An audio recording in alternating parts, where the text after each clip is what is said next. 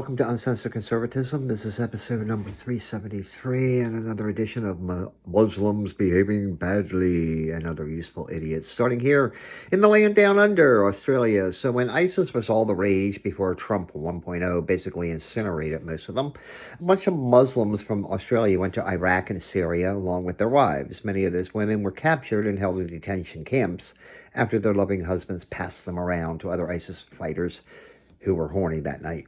Well, they're back in Australia now, thanks to that government over there, and one of these bitches is still all about killing the infidels, but welcome back to Australia. Other Muslims in Australia had planned a Glory to Palestine Day to celebrate the massacre of innocent Israeli Jews on October 7th, and the Australian government condemned the rally, and basically that's about it. The World Gymnastics Championships are being held in Indonesia, a Muslim country. In fact, it's the most populated Muslim country. And they opened their arms to the Israeli gymnasts by denying them visas to enter the country, a move, they said, was supported by the international sporting body that controls gymnastics. A federal court in Malaysia denied a man's request to convert back to Christianity after he converted to Islam to appease his bride-to-be. Instead, the court declared that if he wants to leave Islam behind, he must petition a Sharia court and be granted the request. A student in Bangladesh was recently arrested for a Facebook posting which the government alleged insulted the Quran. As the police removed the student from his home after several Muslims demanded his arrest, a crowd of Muslims surrounded him and beat the shit out of him. He has also been expelled from the university he was attending. In India, 2 people and a Muslim cleric were arrested for kidnapping a young girl, forcing her to convert to Islam, and then forcing her into a marriage with a fine young Muslim boy. The girl was 17 at the time, and the cleric forged documents disproving her real age. Elsewhere in India, Muslims turned out in numbers to throw eggs and tomatoes at the procession of a Hindu deity during a street festival. This is the second time in 2 years this has happened, and many local Hindus are either leaving this locality or refusing to rent their apartments and properties. Maybe the Hindus should throw bacon back at the Muslims next time. In eastern Pakistan, 3 gunmen stormed a house of worship by another Muslim sect known as the Ahmadis. 6 people were injured in the attack, and one of the terrorists killed by police. In 1974, Pakistan declared Ahmadis non-Muslims. Ismaili residents in the province of Afghanistan are asking the world to condemn recent repression at the hands of the Taliban. Yeah, fat chance on that one. Ismaili persecution is part of a broader pattern of coercion against Shiite Muslims in Afghanistan. The UN reported that over 50 people have been tortured or beaten, forcing their conversion to Sunni Muslim. A court in Tehran, Iran, has sentenced 3 prisoners of conscience to death, one being a woman who, when arrested, was pregnant. She gave birth to her child in prison. That child will now soon be an orphan because mom will be publicly hung along with her husband. So far this year, Iran has executed over 1,000 people, the largest number in 15 years. Well, it is an eye for an eye and a tooth for a tooth, but in Iran, it is fingers if you're convicted of theft. One man had served his jail sentence when they demanded bail. Apparently, you have to pay bail to get out of prison after serving your sentence in Iran. Failing to pay the bail to be released, they then amputated 4 of his fingers. I guess they left a useless thumb or something. In the past 20 years, there have been at least 237 documented cases of finger amputations for theft in Iran.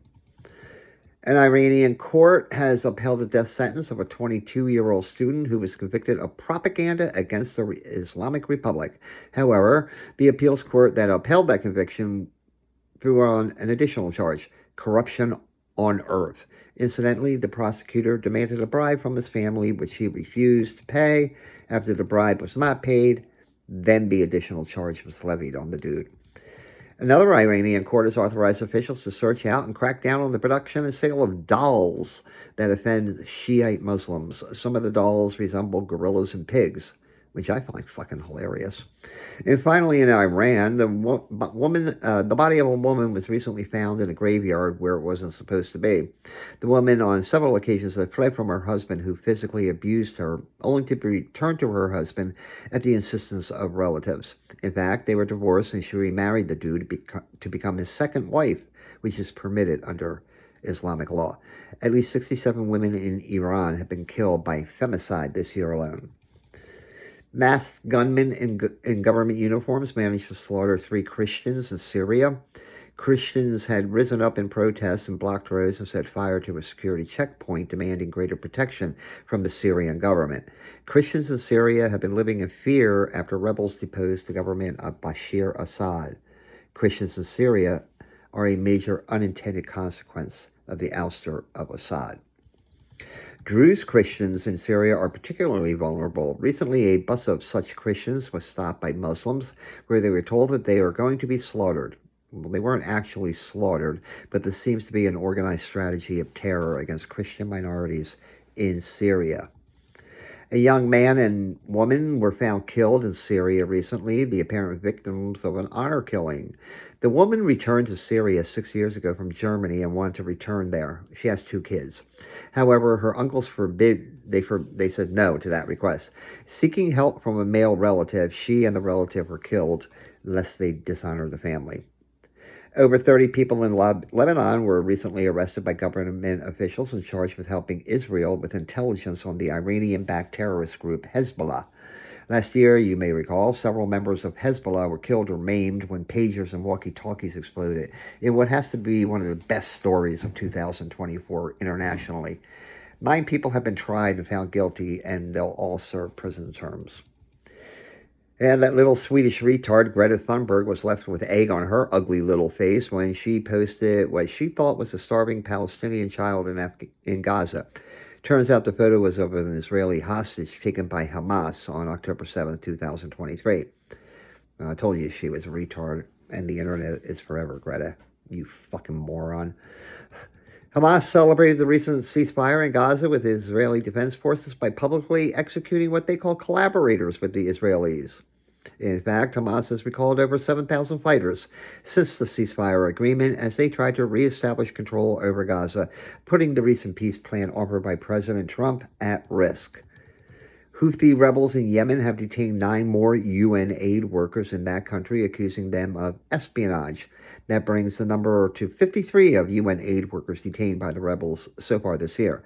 So much for helping Muslims, and that's your tax dollars that help pay for the UN's relief efforts, by the way.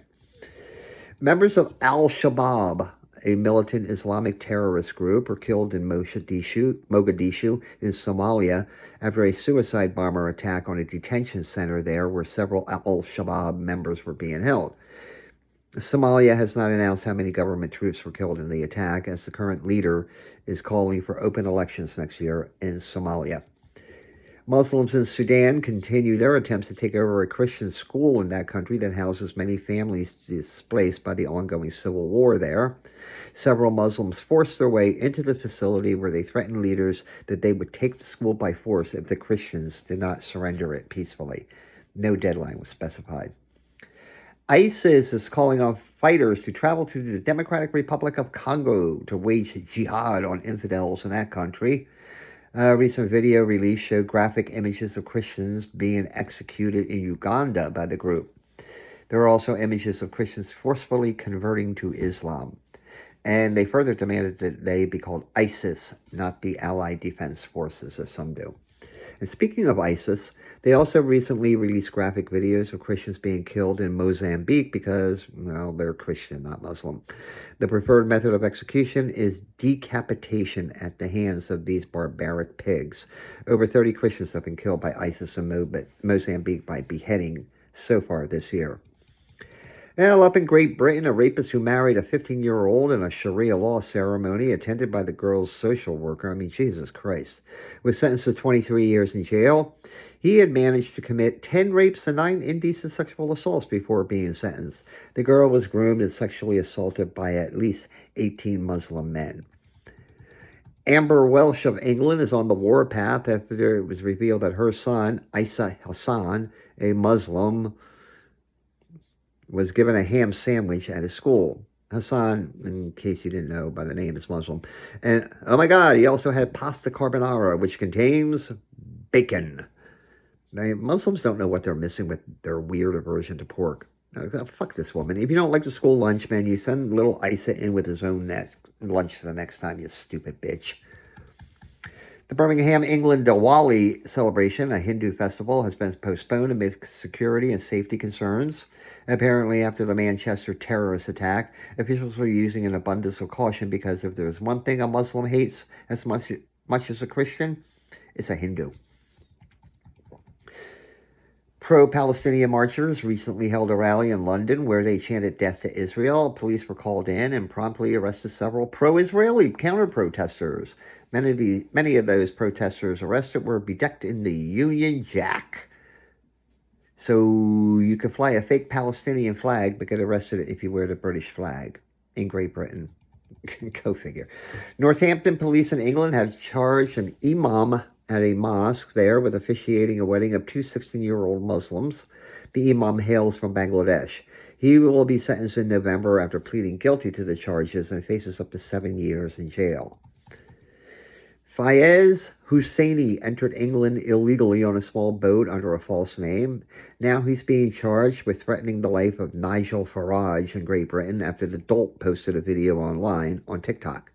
Now we find out that this asylum seeker from Afghanistan entered Sweden in 2015 and was arrested for a string of crimes and twice ordered to be deported. Well, that obviously never happened, but Mr. Husseini was sentenced to 5 years in jail.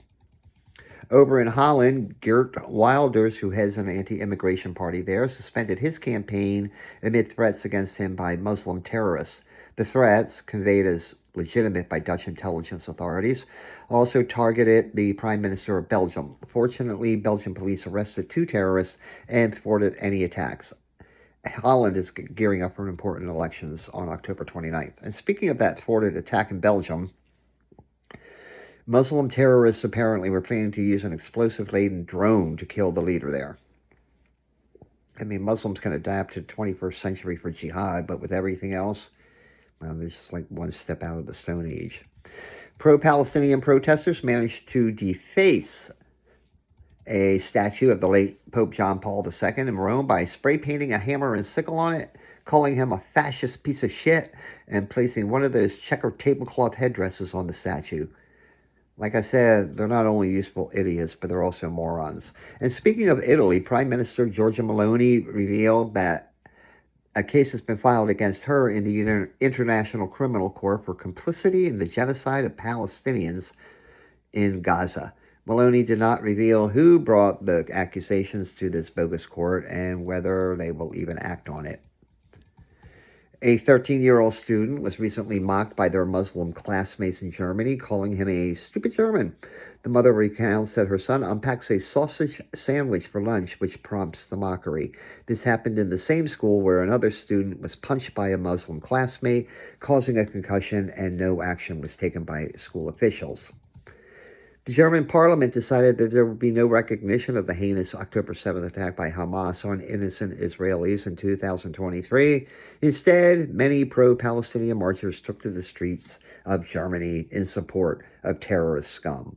And in some good news, sort of, German authorities announced they have broken a Syrian youth street gang. The 14-year-old leader of the gang gave photographers the finger as he entered the court. He alone was wanted in connection with over 200 crimes that involved knife attacks, attacking police, and robbery. He leads a gang that preys on unsuspecting victims at train stations. I say it's sort of good news, but this gang has been operating for like 5 years before anything was done. In a bit of depraved news out of Austria, the caregiver for an 82-year-old woman was raped her. The perpetrator hails from Afghanistan. Worse, her son watched in horror as the rape occurred as he had cameras placed in his mom's home. The dude from Afghanistan was arrested and confessed to the rape, although the investigation remains open. It's on fucking film. This should come as a surprise because Austrian officials now report that they've seen a surge in crime, particularly when Muslims are the criminals. Of particular interest are Syrian nationals living in Austria, where crime among them has increased, get this, 3,900% in the past decade. An imam at a mosque in Sweden is the target of outrage after video surfaced of a sermon he gave encouraging men to beat their wives if they defied their husband's wishes. Honor-related violence and concerns about it are a big thing in Sweden these days. A Syrian care worker in Sweden received a 1-year sentence in jail after sexually assaulting a 67-year-old woman in his care. The horny Syrian claims he was massaging the woman by groping her breast and moaning on top of her with an erection. I mean, come on, dude, what's the fuck? By the way, he later admitted that he was simply horny. Dude, a little lube in your right hand next time, okay? Maybe some porn, whatever. By the way, the woman died a week later. Closer to home, a Somali dude from Minnesota, Somalis in Minnesota, recently pleaded guilty to attempting to wage some jihad by joining ISIS. Customs and Border Protection arrested the piece of shit as he entered the airport in Chicago. CARE, a Muslim organization in the United States, is demanding that all charges be dropped against some Muslims who defaced a Christian church with anti-Israeli graffiti. Okay, just as soon as the charges are dropped against people who throw pork at mosques. That freedom of speech thing works both ways there, Muhammad. So, yeah. Arabs, boohoo. Arabs in Dearborn, Michigan, which is basically the Gaza Strip of Michigan, are decrying the fact that they don't feel safe due to alleged acts of Islamophobia.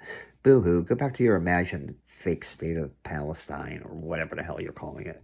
And finally, 11 pro-Palestinian protesters will stand trial in California after their protests at Stanford University in 2024. The protesters managed to create over $300,000 in damages in the name of the fake state of Palestine, or Allah, or something like that. Originally, 12 were indicted, but one became a cooperating witness. So much for Palestine supporter solidarity. Anyway, that's it for this today. Have a great day and a more pleasant tomorrow. Thank you.